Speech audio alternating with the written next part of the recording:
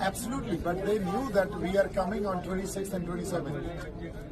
What they've done, they've given a meeting on the 3rd of December. So this is no way of handling such an agitation. ये इनकलाब है sir, ये revolution है.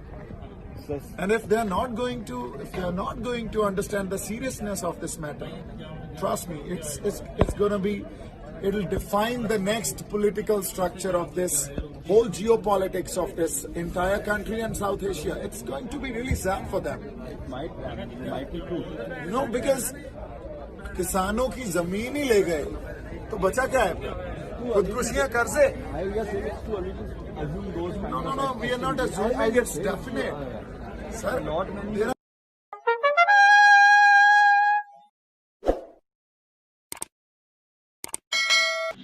सभी साथियों को मेरा सादर नमस्कार। साथियों, देश में हम राष्ट्रीय संविधान दिवस के रूप में मना रहे हैं। इस संविधान में क्या किसानों को, वो व्यक्तियों जिनकी उपज पर देश अपना पेट पालता हो, उनको क्या राजधानी में आने का अधिकार नहीं दे रखा है सरकार ने? उस संविधान में क्या सरकार के ऊपर ये दायित्व लगाया गया है कि जब किसान अपनी मांग के लिए, अपनी आवाज के लिए दिल्ली आए तो उनके ऊपर इस सर्दी में पानी बरसाया जाए, लाठियां बरसाई जाए, आंसू गैस के गोले छोड़े जाए? क्या ये संविधान में लिखा गया है? आज प्रधानमंत्री जी जब पीठासीन अधिकारियों की सम्मेलन को संबोधित कर रहे थे तो उन्होंने कहा केवाईसी का मतलब होता है नो योर कॉन्स्टिट्यूशन। आदरणीय प्रधानमंत्री जी, संविधान हमारे देश के लोगों के लिए है। We the people of India. इस we the people of India का सबसे ठोस स्तंभ है भारत का किसान, और भारत के किसान को आप उनकी आवाज सुनने के लिए उनको दिल्ली तक आने नहीं देना चाहते, उनको राज्यों के बॉर्डर पर रोक के लाठियां बरसाते हो, उनके ऊपर आंसू गैस के गोले छोड़ते हो। देश की बड़ी बड़ी पुलिस की कंपनियां वहां बॉर्डर्स पे तैनात करके उनको आने नहीं दिया जा रहा। ये कौन सा संविधान है? संविधान में तो किसानों के लिए विशेष उनको एक महत्वपूर्ण दर्जा दिया गया है और आप उनकी बात सुनने के लिए भी तैयार नहीं हो। और वो बात क्या सुनाना चाहते हैं साथियों? बहुत महत्वपूर्ण चीज है, कई बार हमने इस पे बात करी। वो बात क्या सुनाना चाहते हैं? वो ये सुनाना चाहते हैं कि भारत की सरकार उनका जो उपज है उसको एमएसपी उनको कहाँ मिलेगा, कौन से दफ्तर में जाके मिलेगा, कौन व्यक्ति है जो उनको ये देगा? क्योंकि जो आपने एपीएमसी एक्ट को बाईपास करने का जो काला कानून संसद में लेके आए, कांग्रेस पार्टी ने संसद में भी इसका विरोध किया, पर हमारे सांसदों को आपने सदन से ही बहिष्कार कर, सदन से ही निकलवा दिया, उनको सदन से सस्पेंड कर दिया। मैं सरकार को हाथ जोड़ के कहना चाहता हूं, अन्नदाता किसान की ओर से आग्रह करना चाहता हूं कि आप हमारे सांसदों को तो सदन से सस्पेंड कर सकते हो, आप किसान को दिल्ली आने के बॉर्डर पर उनके ऊपर लाठियां बरसा सकते हो, पर उनकी आवाज को आप नहीं कुचल सकते। वो बार बार पूछ रहा है कि इन काले कानूनों से आप हिंदुस्तान के किसान की खेती को अपने सूट बूट के दोस्तों के हवाले क्यों करना चाहते हो? वो बार बार आपसे पूछ रहा है कि एसेंशियल कमोडिटी एक्ट में फेरबदल करके क्यों आप जो बिचौलिए हैं उनको 100% तक का मुनाफा देना चाहते हो? क्योंकि 100% के प्राइस एप्रिसिएशन तक तो सरकार इंटरफियर ही नहीं करेगी। ये अन्नदाता पूछ रहा है जिसकी एवरेज जो लैंड होल्डिंग है देश में वो 2 एकड़ पे है। आप क्या ये अपेक्षा करते हो कि वो अन्नदाता जिसकी लैंड होल्डिंग है ऑन एन एवरेज 2 एकड़ है, वो आपके सूट बूट के दोस्तों के साथ प्राइस नेगोशिएशन कर सकता है? वो नहीं कर सकता। आप उसकी किसान की उपज को औने पौने दाम में अपने सूट बूट के दोस्तों के हवाले करने का जो काम कर रहे हो, उनकी आवाज को आप कुचल नहीं सकते। और आज ये महत्वपूर्ण इसलिए हो गया क्योंकि आज राष्ट्रीय संविधान दिवस है। इस संविधान दिवस में किसानों को दिल्ली आने से रोकना, मुझे लगता है कि ये केवाईसी नहीं हुआ प्रधानमंत्री जी, ये तो आप संविधान की पहली लाइन ही नहीं पढ़ पाए जिसमें we the people of India law लिखा हुआ है। उसमें किसान को दिल्ली आने से किसी संविधान के किसी पैरास में नहीं रोका गया है। आप उनके ऊपर पानी की बौछार कर रहे हो। अरे ये तो वो लोग हैं जो पानी से धरती का सीना चीर के आपका, मेरा और करोड़ों देशवासियों का पेट भरते हैं। वो पानी की बौछारों से डरने वाले लोग नहीं है। कांग्रेस पार्टी और कांग्रेस पार्टी का हर एक कार्यकर्ता आज इस मुश्किल घड़ी में भारत के किसान और मजदूरों के साथ खड़ा है। आज हम कदम से कदम मिला के सरकार से पूछना चाहते हैं इस पटल से कि क्यों आप एपीएमसी एक्ट को बाईपास करके किसानों को एमएसपी से मरहूम करना चाहते हो। हम कदम से कदम मिला के पूछना चाहते हैं कि कॉन्ट्रैक्ट फार्मिंग का बिल लाके आप अब हिंदुस्तान की खेती को क्यों अपने सूट बूट के दोस्तों के हवाले करना चाहते हो। हम कदम से कदम मिला के पूछना चाहते हैं कि आपने 2006 में ऐसा ही काम बिहार में किया था। आज बिहार के किसानों की क्या दुर्दशा है वो आप देख सकते हो। बिहार में जो धान की जो एमएसपी है वो 2100 से 2200 रुपए के बीच जो धान की एमएसपी है, और किसान वहां 1100 से 1200 के रूप प्रति क्विंटल में अपना धान बेचता है। तो आप कॉन्ट्रैक्ट फार्मिंग, आप एसेंशियल कमोडिटीज एक्ट, आप एमएसपी से महरूम करने के जो ये 3 किसान विरोधी काले कानून है, इनको आप दबा नहीं सकते हो। इनको लाठियों के दम पर, वाटर कैनन्स के दम पे, आंसू गैस के दम पे किसान की आवाज को, मजदूर की आवाज को रोका नहीं जा सकता। ये विशेष प्रेस वार्ता आज इसीलिए हमने आयोजित की थी। हम ये बताना चाहते हैं कि कांग्रेस पार्टी इस समय, जब हिंदुस्तान के 62 करोड़ किसान आज सड़क पर है, सरकार की लाठियां खा रहे हैं, कांग्रेस पार्टी और कांग्रेस पार्टी का प्रत्येक कार्यकर्ता हिंदुस्तान के किसान के साथ आज कदम से कदम मिलाकर खड़ा है। और जो आपने बातें तो बहुत करी, सरकार ने बातें करी 2022 तक किसानों की आय डबल हो जाएगी। मैं आप सब लोगों को 2-3 आंकड़े दूंगा और उसके बाद आपके प्रश्न लूंगा। यूपीए 2 के दौरान agriculture growth rate on an average थी 4.3%, और मोदी जी का जो पहला कुशासन था उस दौरान किसानों की एवरेज एग्रीकल्चर ग्रोथ रेट 3.1% थी। मैं पूछना चाहता हूं सरकार से, आपने तो वादा किया था 2022 में किसानों की आय डबल हो जाएगी। ऑन रिकॉर्ड कह रहा हूं कि 14 साल की एग्रीकल्चर इनकम में सबसे जो लोवेस्ट वृद्धि है वो 2018-19 में हुई है। ये ऑन रिकॉर्ड ये डाटा बोल रहा है। मैं कहना चाहता हूं कि एग्रीकल्चर प्रोडक्ट में जो उनके आउट प्राइस थी जो एग्रीकल्चर प्रोडक्ट्स की, उसमें 18 साल की लोवेस्ट वृद्धि हुई है 2018-19 में। आप बोलेंगे 20-21 का डाटा क्यों नहीं दे रहे? क्योंकि ये वो सरकार है जो डाटा को रोकती है, किसान को रोकती है, मजदूर की आवाज को दबाने का प्रयास करती है। जब हमारे नेता, जब कोई बच्ची के साथ गलत हादसा हो जाता हाथरस में, तो हमारे नेता जब सड़क पर जाते हैं तो उनके ऊपर लाठियां भाजने का प्रयास करती है। पर कांग्रेस पार्टी ना तो कभी लाठियों से डरी है और ना कांग्रेस पार्टी का कार्यकर्ता हिंदुस्तान के किसान के साथ कदम से कदम मिलाने के लिए से पहले एक बार भी सोचता है। आज अन्नदाताओं के इश्यूज का मामला है। मैं सरकार से अनुरोध करूंगा कि इस तरह से राजधानी में आने से किसान को जो रोकने का जो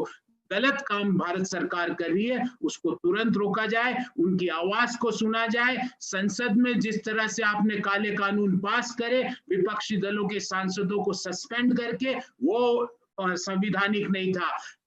किसान को दिल्ली आने से रोकना संवैधानिक नहीं है, और उनके ऊपर लाठियां भांजना, उनके ऊपर वो व्यक्ति जो हमारा पेट पालता है, जो हमारे लिए अपने खून पसीना एक करता है, तो ऊपर आप ठंड के मौसम में पानी की बौछार करते हो। मुझे लगता है इससे ज्यादा निर्दयतापूर्ण, इससे ज्यादा खराब व्यवहार हिंदुस्तान के किसान के साथ किसी सरकार ने नहीं किया होगा।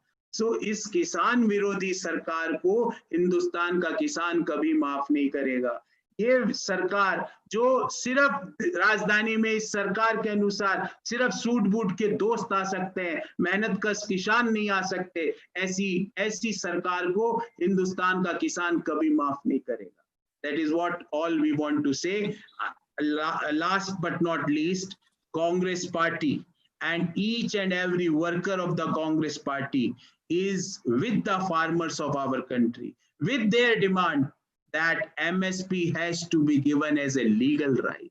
that contract farming should be abolished, because by contract farming ordinance, you are giving the entire agriculture in a plate to your suit boot friends.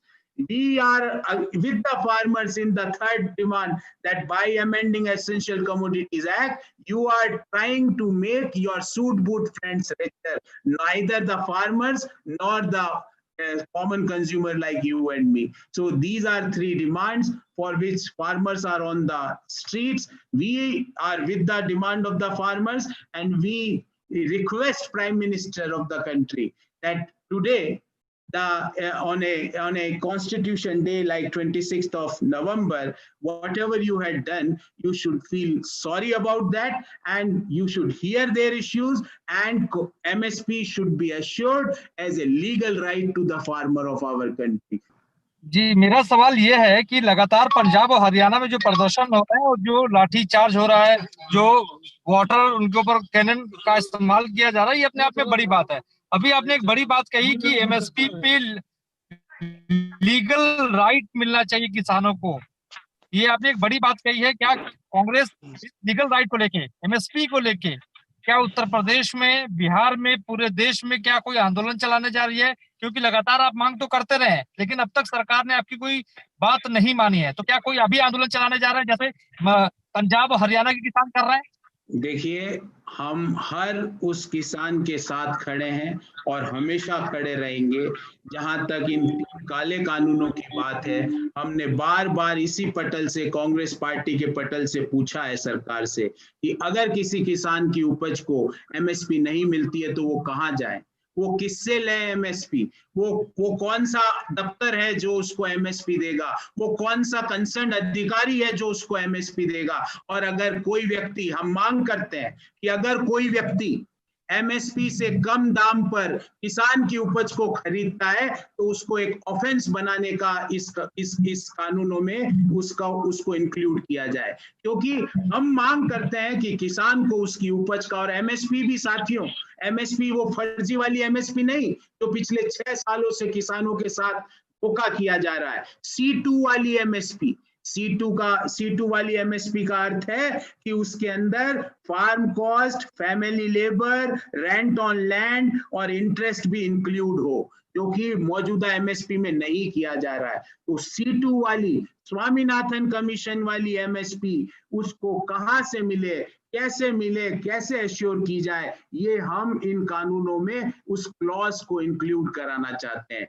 दूसरी बात मोहित जी, आपको मैं बताना चाहता हूं कि इन 3 काले कानूनों में एक कानून ऐसा है जिसमें कॉन्ट्रैक्ट फार्मिंग को, जो पुराने जमाने में जो जमींदारी प्रथा होती थी, उस जमींदारी प्रथा में देश को डालने का काम सरकार कर रही है। हम ये पूछना चाहते हैं क्योंकि एवरेज होल्डिंग हिंदुस्तान के किसान की 2 एकड़ है, तो 2 एकड़ वाला जो किसान है, क्या वह किसान बड़ी बड़ी कंपनियों के साथ फसल की खरीद फरोख्त का कॉन्ट्रैक्ट कर सकता है? आप कैसे एश्योर करोगे कि उसके साथ किसी तरह का फ्रॉड ना हो, किसी तरह की ऐसी व्यवस्था ना हो जिसमें उसकी उपज को औने पौने दामों में खरीद लिया जाए? इसको आप कैसे एश्योर करोगे? आप एश्योर नहीं करना चाहते, आप तो ये चाहते हो कि जो जमींदारी प्रथा है उसको लागू करके हिंदुस्तान के किसानों की मेहनत को अपने दोस्तों को थाली में सजा कर आप देना चाहते हो। और तीसरी बात मोहित भाई, एसेंशियल कमोडिटी एक्ट में आपने फल, फूल, सब्जियों की स्टॉक लिमिट हटा दी और ये भी व्यवस्था कर दी कि जब तक 100% बढ़ोतरी ना हो जाए तब तक सरकार दखलंदाजी नहीं कर सकती। अर्थात एक उदाहरण के तौर पे आपको समझाना चाहता हूं कि एक सूट बूट वाला दोस्त सरकार का किसान से औने पौने दाम में प्याज खरीद लेगा 10 रुपए 5 रुपए पर केजी में, और जब तक उस प्याज के दाम डबल नहीं हो जाते तब तक वो 100% मुनाफा कमा सकता है। अरे 100% मुनाफा मेहनत का किसान को मिलना चाहिए, बिचौलियों को नहीं, आपके दोस्तों को नहीं।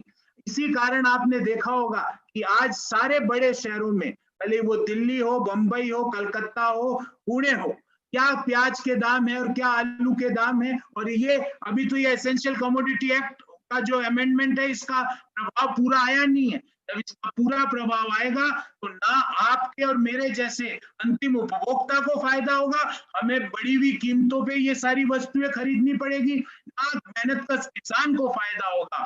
हाँ, बीच में जो सूट बूट वाले दोस्त हैं, और कौन है, या पूरा देश जानता है कि वो कौन है, 2-3 सूट बूट वाले दोस्त, उनको जरूर फायदा होगा। पहले आपने हिंदुस्तान के किसान की भूमि को अपने दोस्तों के हवाले करने की कोशिश करी। जब हमने आंदोलन किया, जब राहुल गांधी जी ने जनता को साथ लेके, देश के लोगों को साथ में लेके जब सरकार से सवाल पूछे, तब आप उससे पीछे हटे। और आज अब इस काले कानून के तहत आप हिंदुस्तान के किसान की 62 करोड़ किसानों की खेती, 62 करोड़ किसानों की मेहनत को अपने सूट बूट वाले दोस्तों के हवाले करना चाहते हो। और आप बड़ी बड़ी बातें करते हो ना। मैंने तो एक सवाल पूछा कि ऐसा क्यों हुआ कि एवरेज एग्रीकल्चर ग्रोथ यूपीए 2 के दौरान 4.3% थी, जो मोदी जी का पहला कार्यकाल है उसके दौरान वो मात्र 3.1% है। ये तो सरकारी आंकड़ा है। मैंने तो सीधा सवाल पूछा कि 2018-19 में एग्रीकल्चर इनकम 14 साल के लोवेस्ट में क्यों नीचे गिरी, इसका क्या कारण है? आप तो बोलते थे 22 में डबल करेंगे, यहाँ तो 14 साल के एग्रीकल्चर इनकम 2018-19 पे 14 साल के लोवेस्ट लेवल पे। क्यों 18 साल में पहली बार लोवेस्ट इंक्रीज हुआ price of the agriculture product 2018-19 में? और आप यहाँ आके कहते हो कि हम हिंदुस्तान के किसान की खेती की आय को डबल कर देंगे।